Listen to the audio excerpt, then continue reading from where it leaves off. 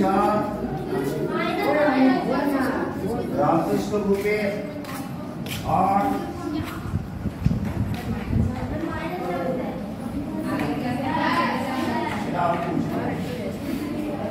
ग्रुपे 6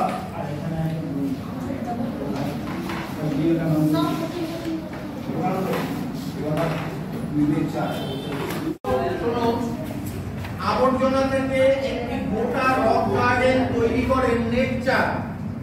ভারতের কোথায় গেলে এটি দেখতে পাওয়া যাবে?